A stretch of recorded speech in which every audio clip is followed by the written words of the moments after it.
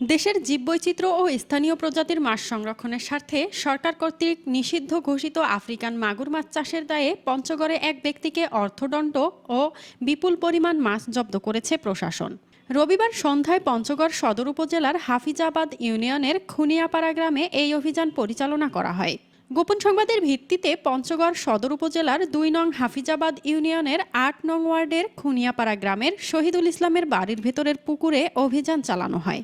অভিযানে নেতৃত্ব দেন পঞ্চগড় সদর উপজেলা সহকারী কমিশনার জনাব মোহাম্মদ মোহন মিঞ্জি ও সিনিয়র মৎস্য কর্মকর্তা হিমেল চন্দ্র রায়। এ সময় পঞ্চগড় সদর থানার এসআই আজিজুল হকের নেতৃত্বে পুলিশের একটি দল তাদের সহায়তা করে। অভিযানকালে পুকুর থেকে বিপুল পরিমাণ নিষিদ্ধ আফ্রিকান মাগুর মাছ জব্দ করা হয়। বাংলাদেশে ২০১৪ সালেই রাক্ষসী প্রকৃতির এই মাছের আমদানি, উৎপাদন ও বিপণনে নিষেধাজ্ঞা আরোপ করা হয়। কারণ গবেষণায় দেখা যায় এই মাছ চাষের ফলে দেশীয় প্রজাতির ও প্রাকৃতিক উপায়ে উৎপন্ন মাছের উৎপাদন উল্লেখযোগ্য হারে কমে যায় এবং দেশীয় মাছ বিলুপ্তির ঝুঁকিতে পড়ে। অনুসন্ধানে জানা যায় নিষিদ্ধ এই মাছ চাষের পেছনে এলাকার কিছু অসাধু ও দুষ্কৃতকারী ব্যক্তি মদত দিয়ে আসছিল। ভ্রাম্যমাণ আদালত তাৎক্ষণিকভাবে নিষিদ্ধ মাগুর মাছ চাষের দায়ে শহীদুল ইসলামকে ৩,০০০ টাকা অর্থদণ্ড প্রদান করেন। একই সঙ্গে সংশ্লিষ্টদের সতর্ক করা হয় এবং ভবিষ্যতে এ ধরনের চাষ পুরোপুরি বন্ধ রাখার নির্দেশনা দেওয়া হয়। এই মাছটা আপনারা সবাই জানেন যে আমাদের পরিবেশের জন্য কিন্তু একটা হুমকি।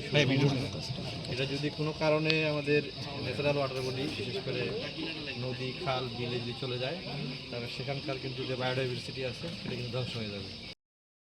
এছাড়া জব্দকৃত বিপুল পরিমাণ মাছ স্থানীয় ইউপি সদস্য ইয়াসিন আলীর মাধ্যমে ৭ দিনের মধ্যে স্থানীয় এতিমখানায় হস্তান্তরের নির্দেশ দিয়েছেন ভ্রাম্যমাণ আদালত। দেশের মৎস্য সম্পদ ও পরিবেশ সুরক্ষায় প্রশাসনের এই অভিযান অব্যাহত থাকবে বলে জানানো হয়েছে।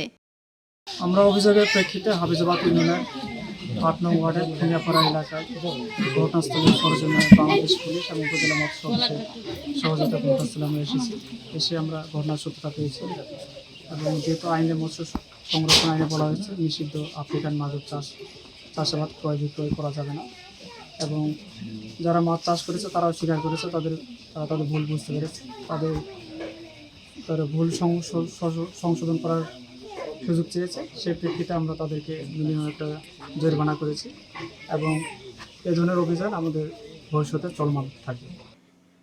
মাঝাবিন মৌ, দেশ নিউজ বিডি 24।